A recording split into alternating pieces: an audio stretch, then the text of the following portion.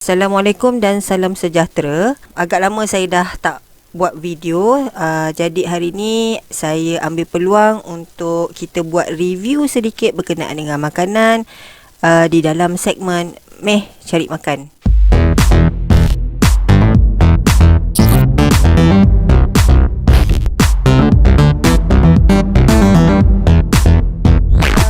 Hari ini saya nak mengulas berkenaan dengan resepi daripada one of Telegram member dalam grup Cancer Diet saya, iaitu Puan Gomisah, berkenaan dengan resepi laksa sihat. Okey, terima kasih Puan Gomisah. Jangan marah saya guna resepi Puan untuk kata kita review sekejap ya. Okey, terima kasih atas resepi laksa sihat ni. Okey, biasanya salah satu isu yang biasa dibangkitkan oleh pesakit kanser untuk dalam diet mereka seharian, usually sebenarnya apa sebenarnya makanan yang diorang boleh makan. Ni ada yang dengar kadang-kadang ikan apa lain pada laut lah tak boleh makan, itu tak boleh makan, lepas tu telur tak boleh makan, macam-macam lah kan. Jadi end up sampai pesakit kanser ni actually dia tak tahu nak makan apa. Okay, so lagi sekali saya nak highlightkan di sini yang sebenarnya tiada pantang untuk pesakit kanser. Yang penting amalkan je saranan pemakanan sihat dan seimbang. Kemudian kita pastikan yang kita makan tu ikut saranan suku-suku separuh, dan kita kena variasikan pilihan makanan kita supaya semua nutrien baik makronutrien ataupun mikronutrien yang diperlukan oleh tubuh tu dapat diserap oleh tubuh kita, dapat diambil oleh tubuh kita daripada makanan yang kita makan. Jadi jangan stick pada satu jenis makanan sahaja, sebab itu tak menjamin keperluan tubuh tu akan mencukupi. Okey, jadi hari ni jom kita tengok resepi laksa sihat daripada Puan Gomisah Zulkafli. Boleh lawat dia punya orang kata Facebook, tengok dia rajin share makanan yang dia buat kan, sedap dan menyelerakan.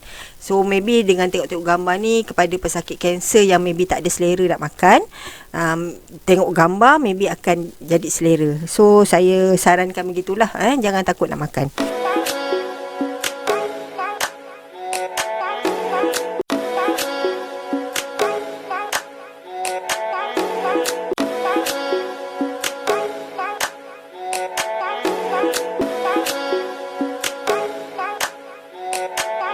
Kalau berdasarkan kepada resepi Puan Gomisah ni, kuah laksa yang digunakan adalah orang kata menggunakan ikan kembung ataupun ikan sardin. Okey, gambar yang daripada gambar yang saya tunjukkan di sini, kita nampak laksa yang dihasilkan oleh Puan Gomisah ni boleh dikategorikan sebagai laksa sihat, sebab dia kaya dengan orang kata sayuran, ada sumber protein yang mencukupi, dan orang kata ada sumber karbohidrat ataupun kita panggil gula kompleks yang diperlukan oleh tubuh untuk digunakan sebagai tenaga yang diperlukan oleh pesakit kanser. Okey, so dalam sumber protein dalam laksa sihat ni ialah daripada kuah dia tadi, sebab penggunaan ikan kembung atau ikan sardin. So bila kita cakap amalkan pemakanan sihat dan seimbang tu, biasanya kalau orang nak senang, usually orang akan guna ikan sardin yang dalam tin tu. Tapi kalau kita nak jadikan makanan tu satu makanan yang sihat, maksudnya lebih sihat berbanding yang biasa, kita gunakan ikan yang segar. Maksudnya ikan sardin pun ikan yang segar. Okey, jangan ambil yang dari dalam tin lah.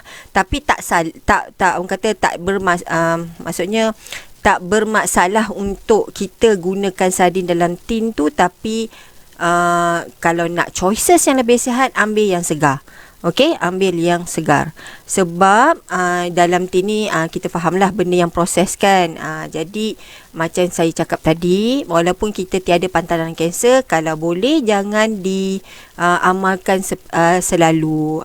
Kalau ada pilihan, maknanya kita ada masa untuk pergi ke kedai membeli ikan yang segar, pergi ke pasar lah, maksudnya pasar tani ke, boleh dapatkan sumber ikan yang segar dan kita pergi beli. Kalau tak, contohlah macam orang yang bekerja ni, kita bekerja sibuk kan, jadi ikan sardin dalam tin tu adalah salah satu daripada cara kita nak orang kata guna sumber protein kita tu lah.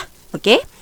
Alright, jadi dalam laksa sihat yang dipaparkan di dalam gambar ni juga, kita dapat orang kata nampak ada setengah biji telur. Jadi telur tu pun sebenarnya sebagai sumber protein. Jadi bagi orang-orang yang biasanya tak ada selera makan, kadang-kadang dia tak mampu nak makan nasi campur. Nasi campur ni maksudnya nak makan nasi dengan sayur, dengan lauk. Sebab macam bagi dia rasa terlalu berat. Okay.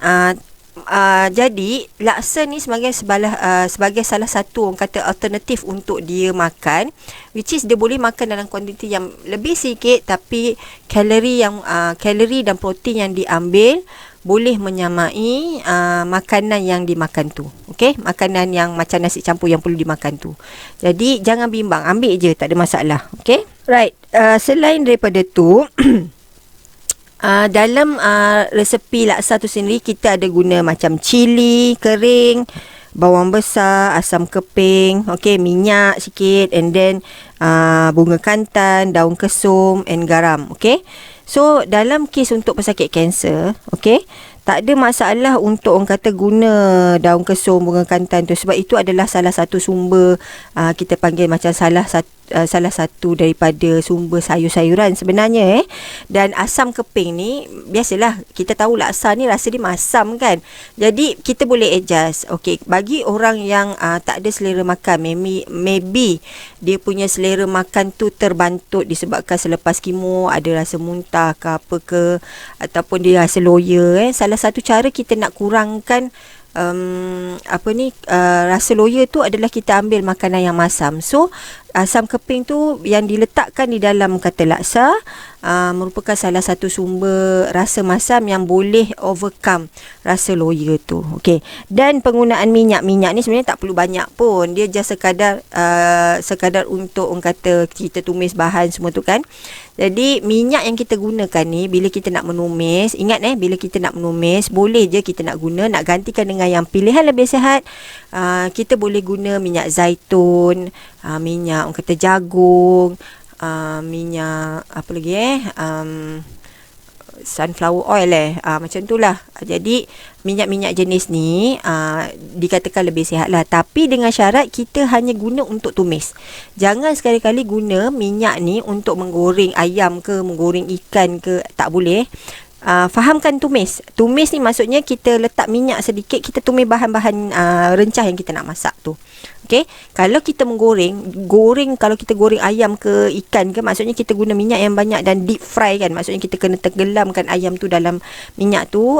Yang tu tak sesuai guna minyak zaitun, kita tak sesuai guna minyak corn oil ke, tak sesuai guna minyak minyak sunflower oil tu ke, tak boleh. Sebab dia tak stable. Bila tak stable, jenis-jenis macam ni dia akan senang terikat. Minyak ni bila dia terkena haba yang tinggi, dia senang terikat dengan kita panggil ion-ion yang teroksidize, yang kita panggil oksidan tu. Okey, jadi benda ni boleh orang kata increasekan bahan-bahan karsinogenik sebenarnya yang terikat pada oil tu. Jadi jangan guna. Kalau nak menggoreng, better kita guna minyak kelapa sawit yang biasa tu, yang dikeluarkan oleh negara kita tu. Jadi nak menumis, maksudnya menggunakan minyak yang sikit setakat nak menumis bahan-bahan masak. Kalau nak jadikan makanan tu lebih sihat, boleh guna minyak zaitun, minyak jagung, minyak sunflower oil dan macam-macam lagi lah, banyak pilihan dekat pasaran tu. Okey. Alright. Jadi itu ni, dan ingat minyak ni sebenarnya salah satu bahan yang merupakan penyedap makanan. Okey, jadi kalau kata kita nak avoid terus minyak tu pun nanti makanan kita tu tak jadi sedap. Jadi kita ni dah lah orang kata hilang selera makan, loya apa semua. Jadi bila makanan tu terlalu bland, rasa dia agak orang kata macam kita panggil bland lah, rasa macam tawar. Jadi benda tu macam mana nak apa ni, pastikan kita makan dengan baik kan.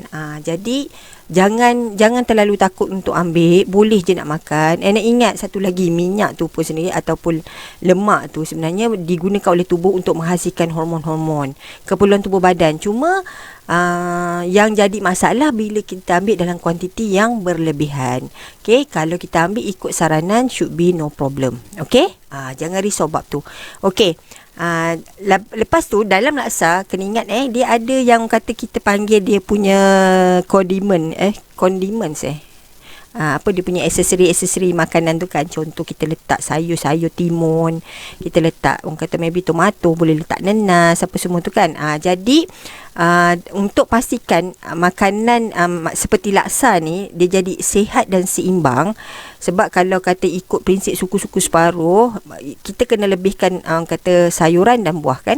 Jadi kita boleh guna potongan-potongan kecil timun, salad, sayur-sayuran ni, dan kita masukkan sebagai dia punya tambahan kepada dalam laksa tu. Letaklah banyak-banyak sebab dalam sayur-sayuran ni dia ada antioksidan. So antioksidan ni sebenarnya bagus untuk kita pastikan dalam badan kita ni kurang bahan-bahan karsinogenik. Okey? Jadi makan, jangan tak makan. Kalau suka timun je letak timun banyak-banyak pun tak apa. Kalau suka tomato pun letak tomato banyak-banyak pun tak apa. Yang penting banyak. Okey, jadi bagi untuk orang yang nak turunkan berat badan pun kan, biasanya orang yang nak turunkan berat badan ni dia akan overeating bila dia tak cukup kenyang tau. So benda yang nak mengenyangkan ni adalah daripada sayuran hijau ini tadi. Okey, jadi lepas ni pergi keluar makan laksa. Okey, tak ada salah makan laksa tu. Makan sumber protein yang bagus. Kita ada telur, ada ikan, lepas tu ada sayur-sayuran hijau, dan kita ada laksa itu sendiri sebagai dia punya karbohidrat. Okey, so kalau kata kita tak nak tambah berat badan yang banyak, laksa tu kena jaga kuantiti dia. Ambil dalam sesenduk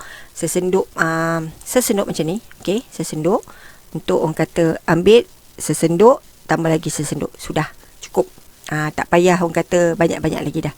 Okey, lepas tu nanti boleh cuba makanan lain pula. Okey, so itu saja review saya untuk resepi laksa sihat. Terima kasih Puan Komisah kerana sudi share resepi ni dengan kami, dengan saya. Okey, lepas ni buat banyak-banyak sikit supaya saya boleh orang kata review lagi resepi Puan ya. Dan untuk semua pendengar, jangan lupa untuk subscribe saya punya channel supaya dan on butang notification tu, maksudnya tekan butang notification supaya anda semua dapat notifikasi terkini jika saya upload video-video yang terbaru. Saya harap apa yang saya kongsikan ini dapat memberi manfaat kepada pesakit-pesakit kanser semua di sana. Lepas ni jangan takut nak makan. Jom kita cari makan. Rasa lapar lah pula nak pergi cari makan laksa. Okay, bye.